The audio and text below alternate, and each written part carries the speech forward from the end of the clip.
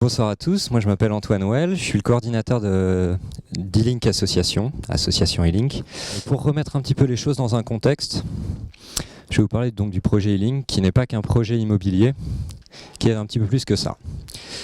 Donc je vais vous parler d'un projet qui est donc situé dans une ville, Nantes, qui n'est pas très loin d'ici, sur une île, l'île de Nantes, et particulièrement dans un quartier, qui est le quartier de la création. Moi je suis là pour vous parler d'e-Link, qui sont, qui sont ces 6 bâtiments-là. C'est voilà, ici. Donc aujourd'hui, tout ça c'est sorti de terre, ça va sortir. La particularité en fait de ce projet, ça a été d'être un projet qui est de 22 000 m², qui sera livré en 2017, et qui a été porté par 3 promoteurs, Bremont, le groupe Bremont, Vinci Immobilier et Adim West. Un bailleur social, Harmonie Habitat, et un collectif d'acteurs réunis justement au sein de l'association e-Link. Je vous en parlerai un petit peu plus tard ensuite. Petite fiche d'identité du projet. Donc le projet c'est 22 000 m², 14 000 de logements, 8 000 de commerces et de bureaux. Ce sont des bâtiments qui sont passifs ou très performants, PBC-30%. Une triple mixité, une mixité fonctionnelle, puisqu'il y a des bureaux, des logements, des commerces. Une mixité sociale, puisqu'il y a un bailleur social et qu'on a à peu près 50% des logements qui sont à vocation... donc il y a 30% de logements sociaux et 20% de logements abordables. Et mixité générationnelle, puisqu'une partie des logements sociaux sont dédiés à des seniors. La dernière particularité, qui donc est portée par l'association, c'est ce qu'on appelle une maîtrise d'usage, qui est associé au projet dès la phase concours. Pour faire simple, en gros, c'est 4 années de travail pour arriver à mobiliser des acteurs qui ne savent pas se parler. Donc pourquoi est-ce qu'on fait ça ? C'est parce qu'en fait, l'objectif, c'est vraiment de donner du sens à un projet immobilier, d'essayer de remettre de l'humain dans le béton, sans couler le béton sur les mains, et pour inventer un quartier avec la vie qui va avec. Se dire quelles sont les personnes qui vont vivre là, quelles sont les personnes qui vont arpenter ces rues, quelles sont les personnes... En fait, c'est un vrai travail d'urbanisme, mais à une échelle beaucoup plus petite qui est celle d'un programme immobilier.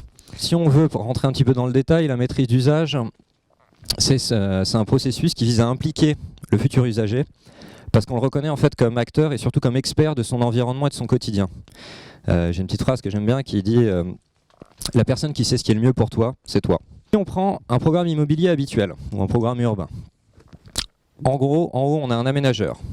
Là, en l'occurrence, c'est la Samoa pour l'île de Nantes, qui nomme un urbaniste. Cet urbaniste découpe une volumétrie, fait des volumes, justement, et découpe son quartier pour que l'aménageur lance des consultations auprès de maîtres d'ouvrage, des promoteurs, qui eux-mêmes arrivent avec une maîtrise d'œuvre, des architectes, qui eux-mêmes arrivent avec des bureaux d'études, qui sont des paysagistes, des bureaux d'études techniques, des économistes. Et là, c'est le schéma où il manque la case constructeur. qui arrivent donc en dessous. Et enfin, après, sous une triple ligne, on peut trouver l'usager, qui est donc l'habitant, le salarié, le commerçant, la personne qui va arpenter ces rues. Tout l'objectif du programme e-Link, ça a été de faire ça.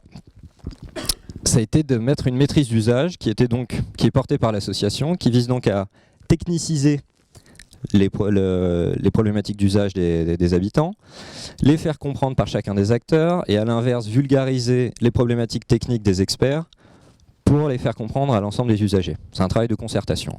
La maîtrise d'usage, ça permet d'anticiper beaucoup de choses. On pense exploitation des bâtiments, c'est un peu une analyse de cycle de vie, comme on disait l'autre jour, plutôt sociale. Et en pensant cette exploitation, ça nous amène à modifier l'architecture. Comment on a fait ça ?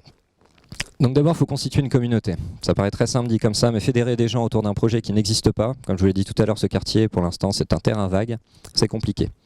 Donc ça veut dire leur donner matière à imaginer, leur donner matière à se projeter.